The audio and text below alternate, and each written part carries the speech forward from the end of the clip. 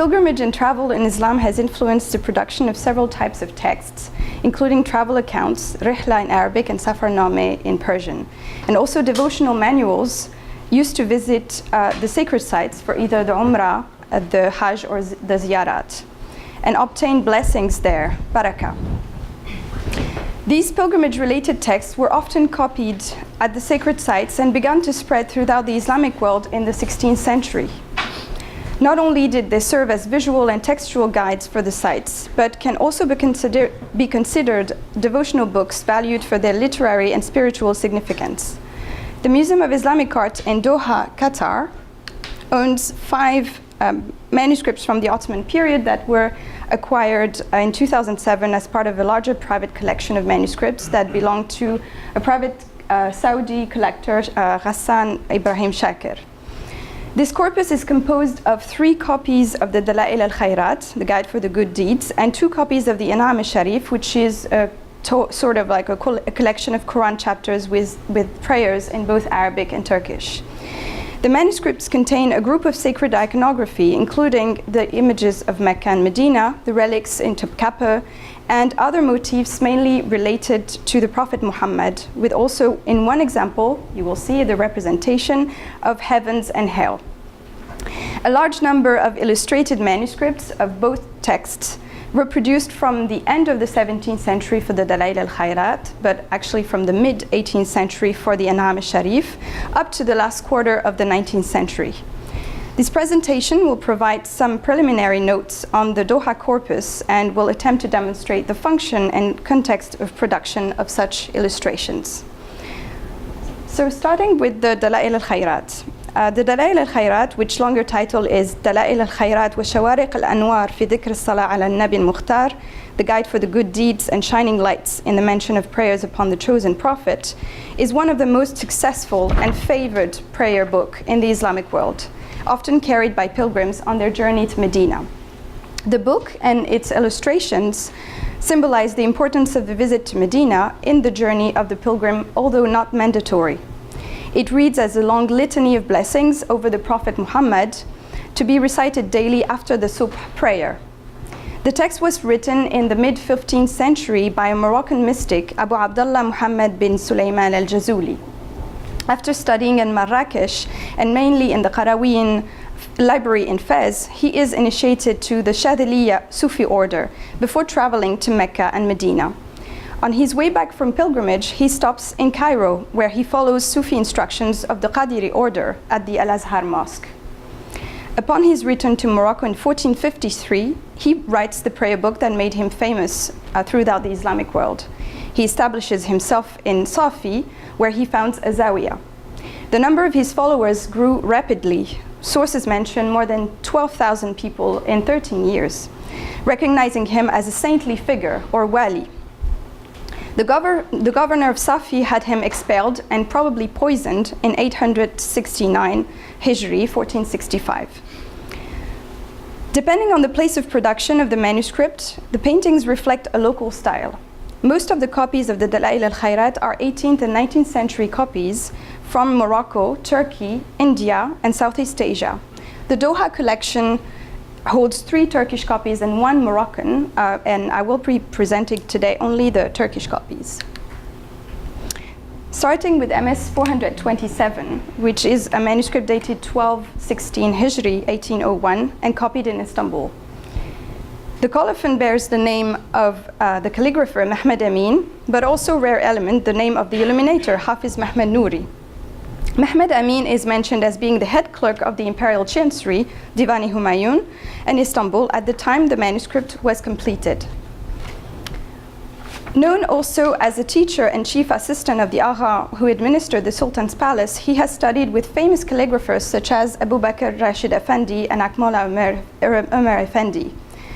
The illuminator Hafiz Mahmud Nouri is known to have collaborated with other famous calligraphers of his time, like Mehmed Vasfi, also known as Kebejizadeh. The folio 3 recto bears the depiction of a pink rose, a well-known metaphor of the Prophet Muhammad's physical attributes often represented in Ottoman manuscripts. Several other double illuminated pages with texts and illustrations are encountered throughout the volume, including headings featuring depictions of the rose or some trees that look very similar to the ones we will encounter in other illustrated prayer books.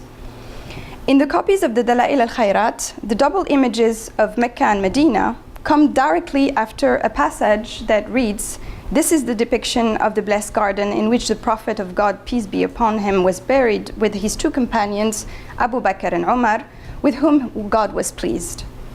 The text also refers to a fourth tomb left empty, presumed to be the cradle of Jesus Christ. The illustrations of Mecca and Medina in MS 427 correspond to the first tradition of representation for this text, which combines the flat two-dimensional representations with some elements in perspective. It initiates, however, some elements of accuracy in the depiction of the domes or the 7 minarets in Mecca, corresponding to the series of renovations undertaken by the Ottomans, who replaced the timber roofs by domes. And we know that the 7th minaret is added in 1565 by Suleiman. The Prophet's mosque in Medina clearly depicts the minbar and mihrab with 3 tombs, so here, and then presumably the 4th tomb, which could be interpreted as the cradle of Jesus Christ, but also in most manuscripts it is actually interpreted as being the grave of Fatima. But we know that Fatima is actually buried in a small garden in the courtyard, so this might be actually the depiction of Fatima's grave next to the 2 palm trees that she is said to have planted with her father. MS 419 is a copy of the text signed by Sherife Emine Safwet, daughter of the famous scribe Mustafa Kutahi, and wife, as the colophon says, wife of Sayyid Hassan Aini, who is also a calligrapher. It is not dated, but knowing that Mustafa Kutahi died in 1787, we can identify this manuscript as a late 18th or maybe early 19th century copy. Very little information is known about her, and the only other work that has been recorded is a panel conserved at the Museum of Turkish and Islamic Arts in Istanbul. This element highlights, however, the role played by female scribes in the Ottoman calligraphic sphere. The text is written in Naskh script with some red commentary in Turkish on the margins and executed on European laid paper with watermarks on some folios. The manuscript is of quite medium quality, especially the poorly dyed paper and the use of a copper alloy for the gilt paint instead of pure gold. Several blank sections, missing chapters and chapter headings, indicate that the manuscript was never completed and was probably an exercise. The only paintings included in the manuscript are those of the Masjid al-Haram, including the Kaaba with the maqams and the Prophet's mosque in Medina, with the dome, the Rawda, and the courtyard. Many pigment losses and traces of water stains or fingerprints are visible on both paintings. The pigment losses on the green dome of the Prophet's mosque in Medina might indicate that people would have pressed their fingers or kissed the dome, so using it as a devotional tool. Sorry. Let's get back. So clearly here we have a trace of rubbing the dome of the Prophet. Both illustrations feature a bird's eye view perspective associating both plan and elevation. The tombs are not clearly identifiable in the depiction of Medina, and both paintings look actually very similar, especially with an identical landscape surrounding the two precincts. MS 391, still with its original case, is a later copy dated 15 Sha'ban 1237 Hijri, 7th of May 1822, and is signed by Sayyid Ibrahim, known as Sukuti, who was a student of the famous calligrapher Osman Effendi. Sukuti also held a guard position at the Sultan's palace. The two illuminated pages represented Mecca and Medina, and this is the double frontispiece, very much decorated. The two illuminated pages representing Mecca and Medina are again following the bird's eye view perspective, but with more details than the previous example. However, the surroundings are still schematic and Medina doesn't show any domes. Other depictions follow the two facing paintings of Mecca and Medina. The seal of the prophethood, known as Muhr al-Nubuwa, described in the hadith as worn by the prophet between his shoulders. The text is composed of prayers upon the prophet and the mention of his companions. In the margin, there is actually a statement written in Riqa script indicating that the content of the muhr follows the account testified by the authority of the commentator at-Tirmidhi. The hilye, the verbal image of the prophet describing his physical and also moral attributes, is represented on the following folios that include several Quranic inscriptions related to the prophet in the lower panels. So from Surah Al-Qalam and Surah Al-Anbiya. The content of the hilye is drawn from the account of Ali ibn Abi Talib, which is the most common source for calligraphic compositions drawn from the 12th century biographic accounts of Al-Qadi Iyad ibn Musa, the Kitab al-Shifa fi Ta'rif Huquq al-Mustafa. Ali's description of the Prophet consists of 27 verses describing the Prophet as a man of medium height, with hair that were neither short nor curly, with a round face and rosy skin, large black eyes and long lashes, strong bones, broad shoulders, large hands and feet, and would lean forward when walking. And it also mentions the sincere tone of his voice, among other moral attributes. Only parts of the full original text are included here. Two examples of Ottoman prayer books from the Doha collection show a transfer of motifs already described with the Dalail al-Khayrat copies, but with more elaborate depictions. They are both selections of Quranic surahs with dua written in both Arabic and Ottoman Turkish. It corresponds to the tradition of dua names or du'alar, or more commonly called An'am al-Sharif. The first copies would only feature the Surah Al-An'am, considered for its esoteric value, especially because it mentions the names of 18 prophets with their lineage. The earliest copy of an An'am al-Sharif is dated 1291 and was executed by Yaqut al-Mustasimi and is currently in the Topkapi Sarai Museum. With the centuries, the An'am would include additional chapters, then prayers, and started to be illustrated in the mid-18th century. MS 389 is a copy dated 1223 Hijri, 1808, and executed by the calligrapher Haji Ahmed Naili, who copied about 120 Qurans and prayer books in the 19th century and was a pupil of Mustafa Kutahi that we mentioned earlier, who was the father of Sharife Amine Safwat. He mentions his place of residence in the colophon. So here saying Al-Hajj Ahmed al-Ma'ruf bayn al-Kuttab bin-Naili as-Sakin fi Ayyub Ansari. So he's a resident of Ayyub, a district in Istanbul. And then comes a whole glorification of the city of Istanbul in the rest of the colophon. Written in Naskh, the manuscript is composed of a set of devotional images and diagrams that include in order the following. First, medallions of Allah and Muhammad in gold and silver. Then again, the Muhr al-Nubuwa on the right side. And the Muhr Sulaiman on the facing page.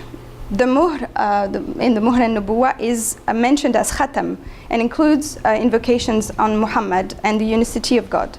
It says, ختم النبوة هو ختم النبيين توجهوا حيث شئت فإنك منصور يا محمد. The seal of prophecy, and he's the last of the prophets. Go wherever you wish, for verily art thou well protected, O Muhammad. The seal of Solomon is composed of prayers referring to Solomon, and around the cross 5 of the 99 names of God.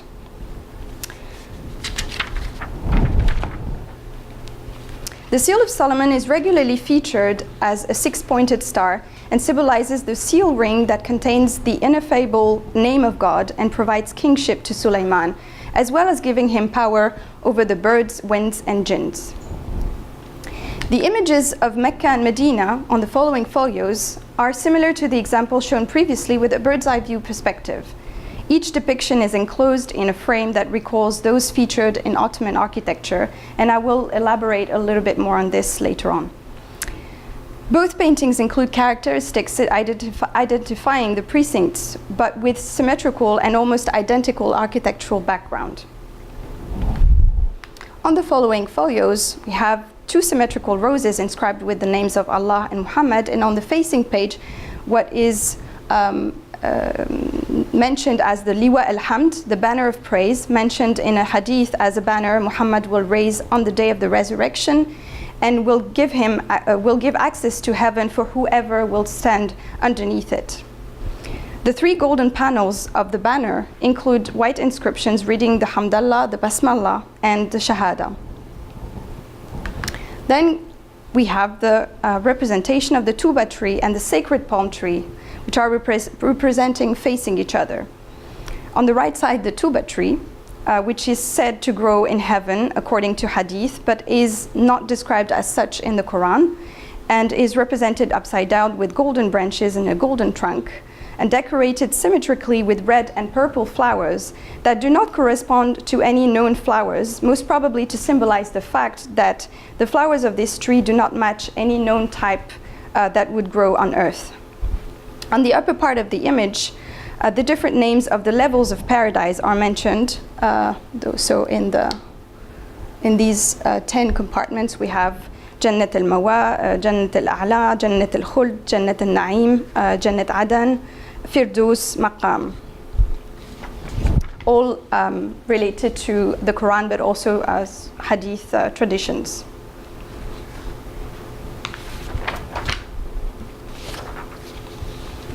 The blessed palm tree is mentioned on the facing page as the Khurme Sharif. It is related to the trees planted with Fatima by the Prophet, as mentioned earlier.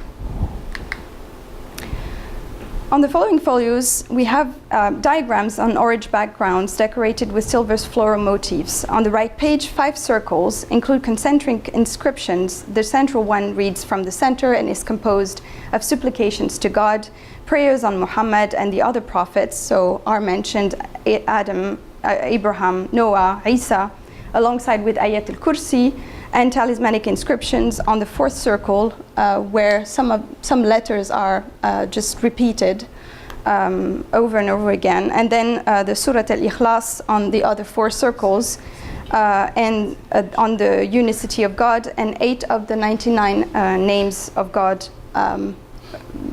inside and inside the circles. The facing folio symbolizes the tawakkul ala Allah, the trust in God, represented with 2 stylized ains, the name of Allah in the middle, and Ya Allah repeated in red and white around it. Quranic verses appear on the 2 cartouche on the upper section from Surat al-Baqarah and Surat al-A'raf, and the one from Surat al-A'raf will encounter it again with the exact same composition in the next manuscript. The following double pages represent the hilye of the Prophet and 2 medallions according to the same tradition reported by Ali. The circles around feature the name of Allah Muhammad, the 4 Rashidun, as well as Hassan and Hussein. The hilye reads again as a shorter version of the full account from Ali ibn Abi Talib, which includes, as opposed to the example that we've seen earlier, a mention at the end here, a mention of the Khatam al-Nubuwah, the seal of prophethood, being between his shoulders. The next two pages represent the lineage of the Prophet, enclosed in central medallions and written in Ottoman Turkish, reading the names of Ibrahim, Ismail, Adnan, Kanaan, Quraysh, Abd al-Manaf, Hashim, Abd al-Muttalib, Abdullah, and then it ends with Mustafa, Muhammad al-Mustafa, ending with the Tasliya. The folios 83 verso and 84 recto represent the holy hand and footprints of the Prophet, Yakhte Sharif and Qadam Sharif, with some Chintamani motifs inside the gold, the pink part, and some floral motifs around. Finally, the last 2 images of this manuscript bear alternating gold and silver compartments symbolizing the sanjaks or the holy banners of Abu Bakr, Umar, Uthman, Ali, Hassan, and Hussein. Each flag is decorated with the Shahada, each of the silver ones. Another manuscript, the last one I will be presenting today, is MS 399, dated 1294 Hijri, 1877, and copied by Haji Mahmed Rasim and illuminated by Haji Ahmad Aya Sofia. This volume is clearly a copy made for the Ottoman court, commissioned by Princess Refia in memory of her father, the Sultan Abdul Majid, who died in 1861. Prayers upon her and the Sultan are mentioned several times inside the text. Several diagrams, again, this is the colophon. Several diagrams, again, are inserted within the text. So it starts with the Muhr and Nubuwa, which is here described as the Muhr Kabir, with invocations, Ya Allah and Ya Muhammad, repeated in circles. And then medallions in Thuluth with the names of Allah and Muhammad, then Abu Bakr and Umar, Uthman, Ali, Hassan and Hussein, and then some of the companions, Talha, Zubair, Abd al-Rahman, Sa'ad, Sa'id, Abu Ubaidah. And then the names of the Ahl al-Kahf, the 7 sleepers of Ephesus, with the mention of their dog, actually, Qitmir.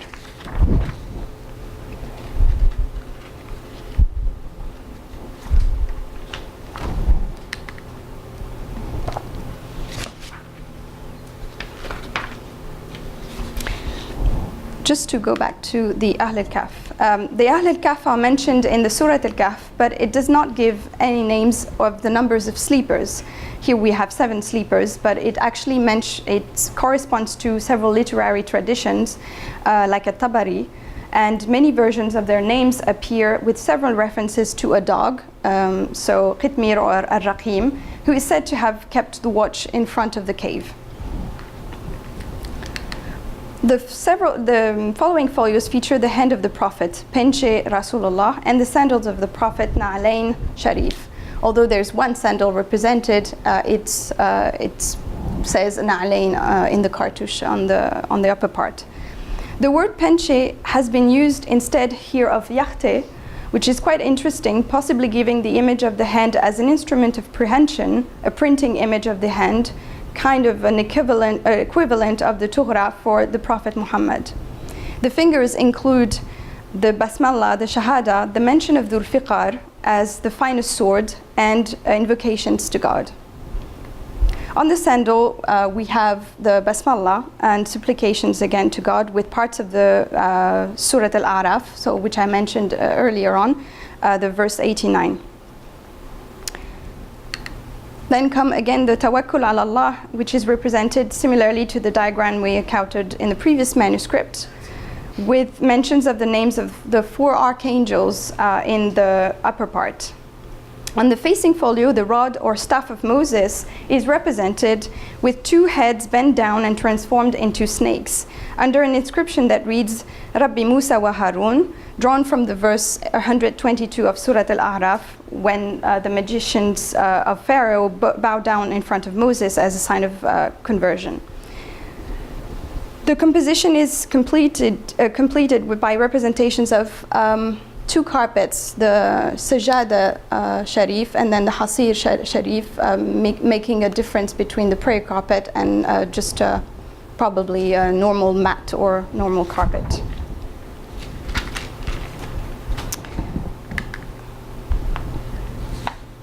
The folios 206 verso and 207 recto represent the axe, the tabar of the Prophet, represented as a double-bladed golden axe with the Shahada in white pigments and invocations to God in red ink around. And then on the facing folio, a composition highlighting the companions of the Prophet in the shape of a flower, gol, is depicted on this page with the Shahada at the center of the flower and the names of, again, Abu Bakr, Umar, Uthman, Ali, Hassan, and Hussein, and the other companions that are mentioned earlier on. So Talha, Zubair, Abd al-Rahman, Sa'ad, Sa'id, Abu Ubaidah, with the addition of Ibn Auf. Then we have the representation of the Liwa al-Hamd in a very similar depiction as seen previously, with again the Hamdallah, the Basmallah, and the Shahada on each part of this type of tripartite sunshade. And underneath, some invocations to Qernad, which would be a wing, and these inscriptions are a metaphor for the praises shade that would cover the world from east to west. The fire, or Jahannam, is facing the banner of praise, stating it as forbidden or hostile to God, Mu'ad lillah ta'ala. A trapeze marked in black ink below is introduced by the caption Sirat Kuprisi, the bridge or way to the Last Judgment. And the gilded rectangle below is decorated with drawings in black ink representing a tree, 2 snakes, a cauldron with a scorpion in Brownic, and a sort of unidentified cylinder. I didn't figure out what this could be. The following double pages are illustrated with the painting of heaven, Jannat al-Dahr, stating that the paradise is not for us, laysa lana, so Jannat al-Dahr laysa lana, so meaning not for humans. The garden is symbolized with a blue sky and small domed pavilions that look like kiosks or shrines. On the left page, the tuba tree is represented upside down with a golden trunk with red, green, and blue leaves. The upper part bears again the different levels of paradise, with a few differences from the previous depiction we've seen. On each side of the tuba tree, we have these 2 inscriptions here in black ink that they are in Ottoman Turkish, and they refer to the tuba tree as similar to the one of Muntaha, and the purest in the highest throne is the Prophet Muhammad. The tuba tree is a type of cypress tree, an ornament made of light, and its shadow does not fall upon the ground. Following are the representation of the blessed palm tree, or saying the miraculous palm tree, Khurma Mu'jiza. And the facing page is illustrated with the axe or tabar of Abu Muslim Khurasani, founder of the Abbasids, often described with an axe, which is considered as a counterpart of Ali's sword and a significant symbol for Sufi orders. On the next folios, the scale or mizan of the Last Judgment accompanies the representation of some of the relics of the Prophet Muhammad. The inscription under the mizan in Ottoman Turkish refers to the gathering of mankind on the day of the Last Judgment, where the towels used for ablutions will be weighed on the scale and the reward will be for the heaviest.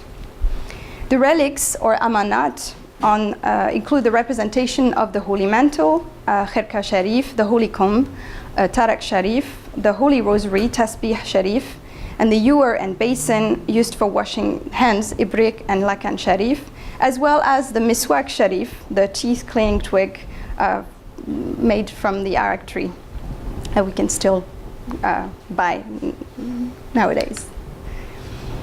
However, being a late copy, this manuscript presents flat projections of Mecca and Medina on the following pages. These are very different from the commonly used bird's eye view perspective in other 19th century copies. This painting includes only 3 tombs in comparison to the first copy of the Dala'il al-Khairat that we've seen earlier. It is followed by 2 pages showing the Maqam Mahmud, the station of praise and glory, mentioned in the Surat al-Isra, where the Prophet will be raised on the day of the resurrection. The painting includes several invocations to God and depictions of what seems to represent 8 thrones, with a larger one at the center, possibly the station of praise itself. Then comes the illustration of the Dhul Fiqar with again the Shahada and the Hamdallah on the blade. On the following pages come the illustrations of the Qadam Sharif and the Holy Standard, the Alam of the Prophet. The gold footprint illustration is set with floral decorations around it. Its inscription starts with a famous hadith, Al-Jannah tahta aqdam al-ummahat, heaven lies under the feet of your mother, and is followed by blessings upon the Prophet. The Holy Standard is represented actually in three multicolored rolled flags on the following page, and gold sticks and is accompanied on top by the Hamdallah written in red and the repetition of Ya Allah at the bottom. The last pages of this manuscript that are illustrated represent the Sanjak Sharif, the holy banners, represented as green flags arranged on each page symmetrically with the same inscription repeated on 4 of them from the Surah As-Saf, verse 13, saying, Nasr min Allah wa fath qareebun wa bashir al-mu'mineen, victory from Allah, an imminent conquest, and give good tidings to the believers. The Hamdallah is repeated several times on each page, and these 2 banners are the only ones that have the formula, Ya Muhammad. The preliminary analysis of this corpus of manuscripts. I lost the light. Okay. Strange. I'll continue with that light. The preliminary analysis of this corpus of manuscripts further demonstrates the devotional role of Ottoman illustrated prayer books, which images connect its owner and its reader to the holy sites, to the prophets and their relics, and to the concept of afterlife. Such examples also illustrate the importance for the elite of commissioning precious manuscripts for their own private libraries or for other institutions, but also to be offered as gifts within the families and other members of the court. It is interesting to consider the importance of such texts in the context of library milieu at the end of the 18th and the beginning of the 19th century. Libraries have indeed proven to be learning places often linked to madrasas, and in the mid-18th century, librarians' duties included holding prayers and reading portions of the Quran every day, as well as performing religious ceremonies related to the Prophet's relics. It is the case in Topkapı Saray, but also in the Galatasaray library. The increase in copying of the Dalail al-Khairat, which is almost perceived as a competitor of the Quran since the 17th century, in various locations of the Islamic world, and prayer miscellanies like the In'am al-Sharif, can partially be explained by the reading practices of religious texts in these libraries, where scholarly circles were enforced to master the pieces of mystics like Rumi and other religious topics as part of the instruction. The 16th century publication of the Sharh Dalail al-Khairat by Kara Davud bin Kamal, also known as Davud Effendi, may as well have had an impact on this production. In his text, and here we have a copy that is a printed copy, so quite a later one. In his text, Kara Davud makes an exegesis of, in Ottoman Turkish of each Arabic sentence of the Dalail. If one considers as well that the first An'am were only Quranic compilations, the evolution towards more complex prayer books implies again the intervention of the same literati who elaborated works intended for a public reading Ottoman Turkish. The development of Sufi brotherhoods and the association with the cults of local saints also seems to influence the important copy of compilations of prayers and texts based on the writings of mystics from previous periods. These works serve particular orders or tariqah, thus highlighting the relationship between sheikh and disciple, a relationship to be directly paralleled with that of the master calligrapher and his students, especially in the Ottoman milieu. The 19th century is particularly a time of political and religious reform, tajdeed, due to the adoption of religious practices related to a larger development of Sufi orders that already existed since the 16th century, but within the elites, such as the Naqshbandis, the Halvetis, the Qadiris, and the Mehleris. From a political perspective, it seems that from the beginning of the 19th century, the growth of Wahhabism in the Arabian Peninsula had an impact on Sufi religious practices. Some historical documents have shown, for example, that many Moroccan pilgrims were attacked and killed on the Hajj road, and in exchange for their safety on the pilgrimage route, were forbidden to visit tombs or read the Dalail al-Khairat during their visit to Medina by the Wahhabis themselves. Jan Whitcomb, who studied a corpus of Dalail al-Khairat in Leiden's collections, mentions that the Wahhabi attack in 1806, before the definitive annexation of the Hijaz later on in 1926, had an impact on the introduction of the representation of Mecca as a counterpart to that of Medina, since he's mentioning the fact that Mecca is not mentioned in the Dalail al-Khairat.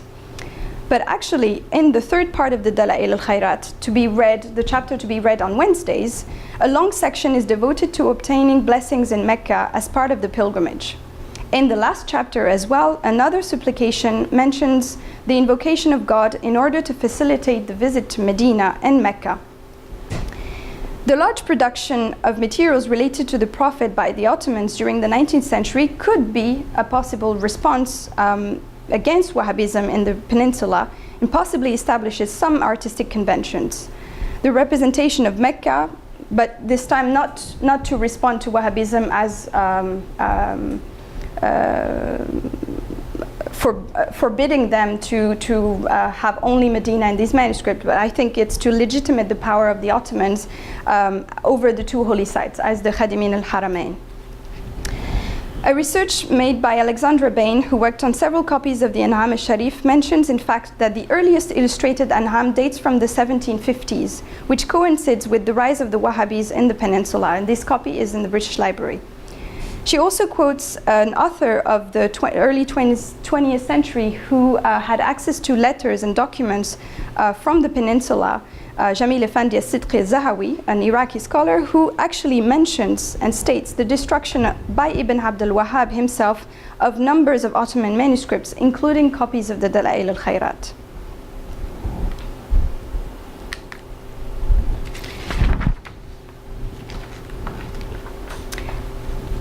The iconography allows a transfer between the actual places and objects considered as sacred and their images, to which mystical power is thus attributed in the possession and physical interaction with them, and which interact together as memorabilia.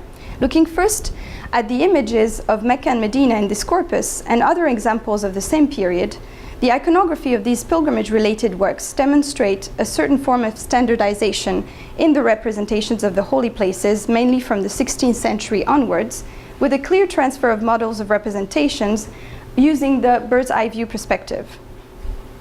The architectural shape and style of these depictions symbolize both the metaphor of open windows on these sacred sites, and also recall the naturalistic landscapes painted in decorative medallions and niches of interiors of the 18th century Ottoman houses and palaces, influenced by the Rococo French murals and the adoption of three-dimensional pictorial space. The shift into a view in perspective combining elevation and plan seems to operate after the printing and diffusion in 1721 of Fischer von Erlach's History of Architecture. In his book, the Viennese architect is publishing a series of drawings, including those of Mecca and Medina, although he has never been to any of these sites because both are not accessible to Europeans. These two drawings are the two earliest known depictions of the sanctuaries in European sources, and moreover using the bird's eye view perspective. The holy sites are not anymore standardized, but still not entirely accurate, as Fischer von Erlach never went to Mecca and Medina. Oleg Grabar indicates in an article published in 2001 that von Erlach may have seen an Ottoman drawing of the Haram of Mecca and created his own version, alongside with a drawing of Medina fully based on either written sources or an oral account describing the city.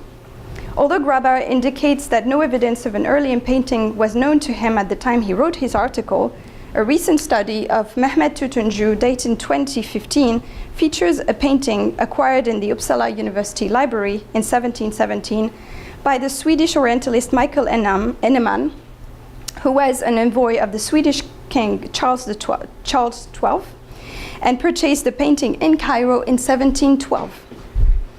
This painting would then be the earliest three-dimensional representation of Mecca, which could be related to von Erlach's contemporary drawing, or at least indicates the common influence of one or several earlier unknown drawings for both paintings.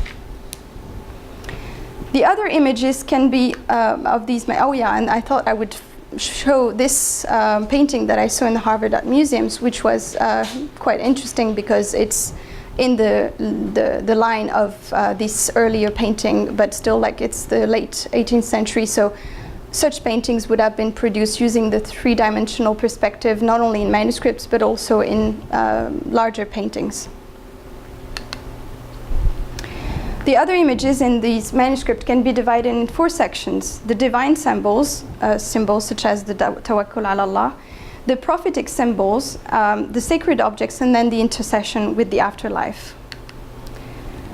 The prophetic symbols are mainly abstract. They include the seals, the hilye, the lineage or silsila, the medallions featuring the names of the prophet and his companions, with a few figurative symbolic images, which are the rose and the blessed palm tree. The hilye can be directly linked to the rose of the prophet. It serves to interact with the physical characteristics of the prophet. In the same way as the prophet's sandal, the hilye is considered to be able to protect a house from fire, theft, or earthquakes, but also to protect the traveler from accidents and other misfortune. These properties probably explain why these elements are copied and lithographed individually until the 20th century, and also on other media. The sacred objects are mainly related to the Prophet Muhammad. So we saw the hand and footprint of the Prophet, his sandal, his mantle, his axe and sword, the holy banners of him and his companions, but also include other symbols related to other prophets and important figures such as the staff of Moses or the axe of Abu Muslim Khurasani. These iconographic ornaments are repositories of an individual and collective memory. Relics in general are subject to the performance of rituals for the purpose of obtaining blessings. They act in place of visitation and pilgrimage and are also performed on the images associated with them. The devotee thus experiences the connection with the place and the holy person, but whose experience is also complemented by the state of spirituality signified by the reading of the text as well as the visualization of these images. The footprint and the sandals are associated with miracles related to the Prophet's body itself. According to hadith, his foot could print only on stone and could not be seen on sand. The episode of the night journey and the ascension has resulted in a number of footprints in several places in the Islamic world. Other hadith mention the Prophet wearing the na'alain when invited to approach God's throne. Its sanctity became for its image a healing and protective tool. The transfer of the sandal from Damascus to Istanbul in 1872 has indeed initiated a fascination for the object that was the subject of poetry, the Na'li Rasul Mansumezi, and other texts like the Rawdat al-Safa fi Wasf Ni'al al-Mustafa. The sandals were not only represented on manuscripts, but also on tiles, carpets, and later on printed bearing quotes from the Fath al-Muta'al fi Math al-Ni'al, a popular text written by al-Maqari in Cairo in 1611-1612. The Prophet's holy mantle, or burda, personifies with the other relics the sacredness of the Prophet, but it particularly represents the power and authority of the Abbasid caliphs who possessed it, which was passed on to the Ottoman Sultan by the person of Selim I. Mantles and are symbols of power in Sasanian and Byzantine traditions and can be found in some biblical stories, for instance, the mantle of the prophet Elijah.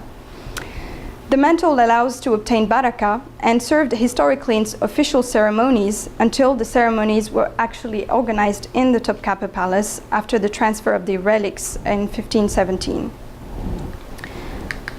The staff of Moses, I thought I would show some compositions of hilye with the relics that are also from the 19th century from Khalili collection.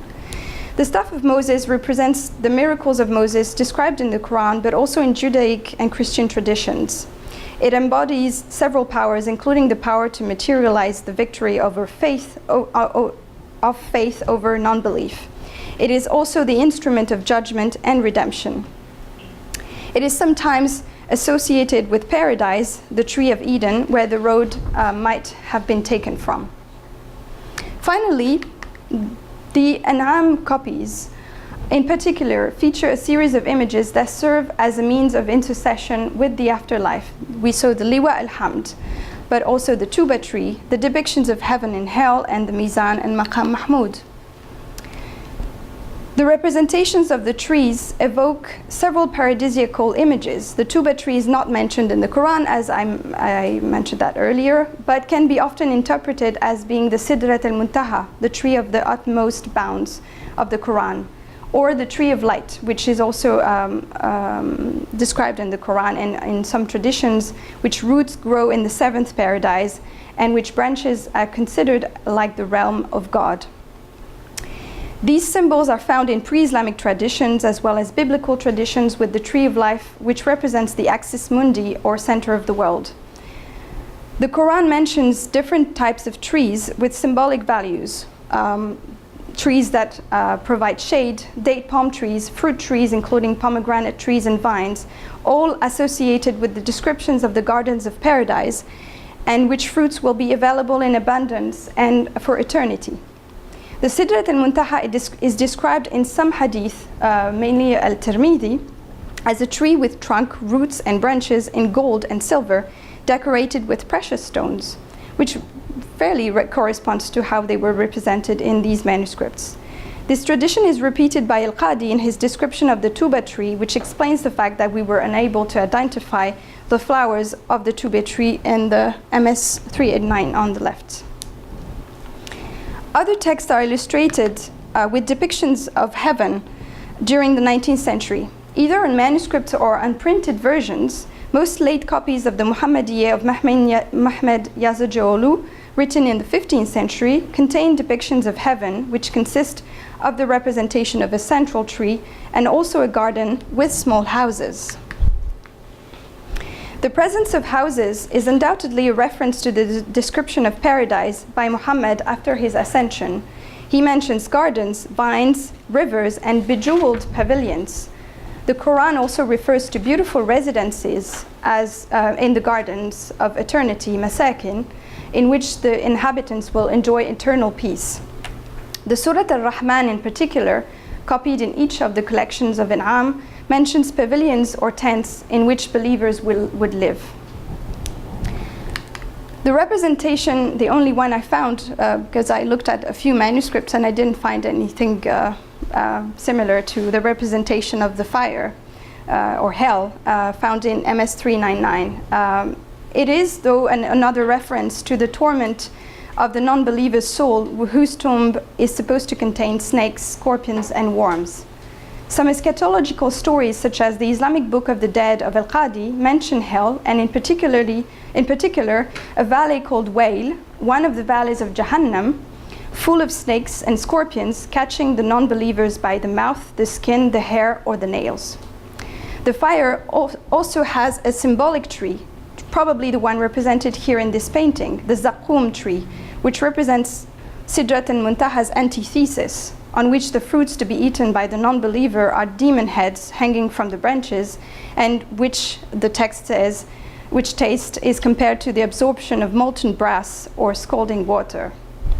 In the same way, the water that is consumed in hell is still described by Al-Qadi as boiling water, hamim, hence the representation of a cauldron, or a cauldron-like vessel, besides the other symbols on the same painting. Finally, the analysis of these manuscripts said also another question, the question of standardized images and their relationship with the painter.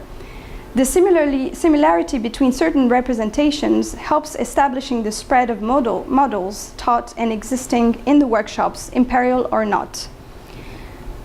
However, by looking in more details at these paintings, they reflect the importance of an artistic expression specific to each painter in each copy.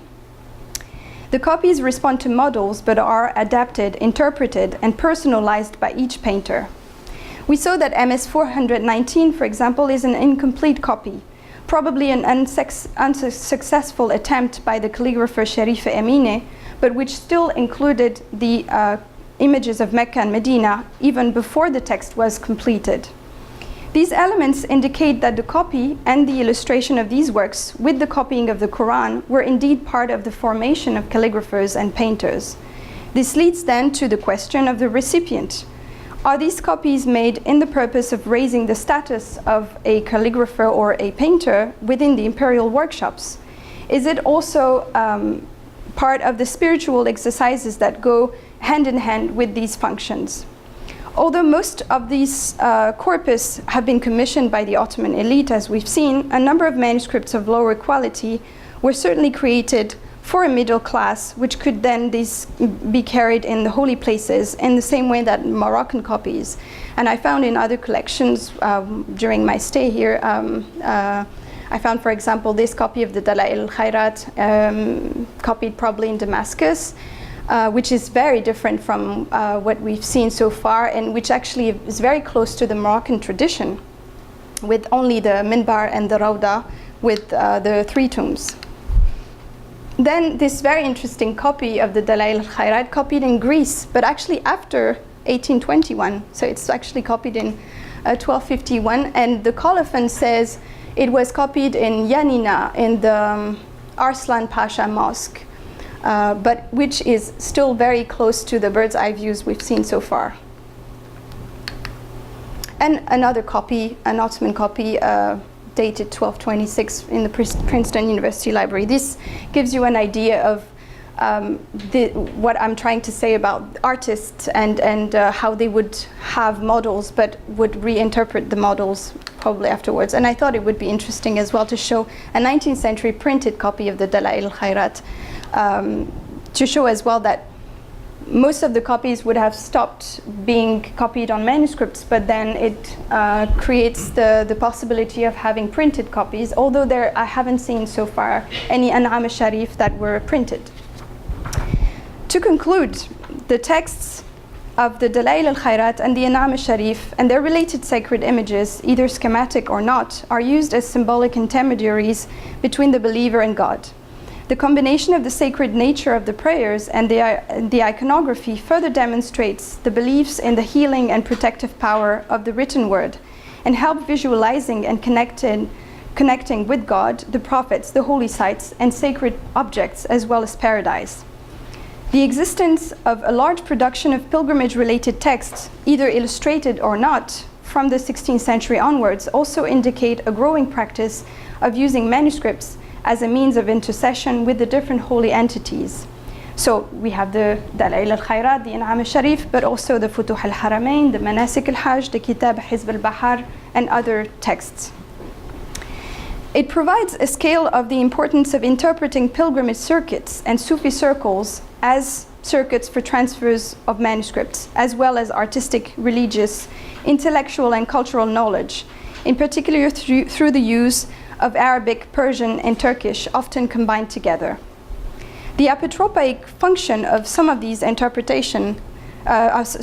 representations intend to highlight the talismanic powers of certain attributes of the holy sites and of the prophets, either being, for example, the prophet's footprint, but also rubbing the dome in Medina. And I've put this example here from the Harvard Art Museums, which is very similar to what we've seen in MS 419, where we had also traces of rubbing on the dome of the Prophet's Mosque. Despite the use of conventional models, we were also able to see that each representation of the holy entities was the unique result of the expression of individual artists. This preliminary analysis will hopefully be complemented by further comparisons with other manuscripts, but also with a possible study of Jewish and Christian iconographic traditions related to pilgrimage practices.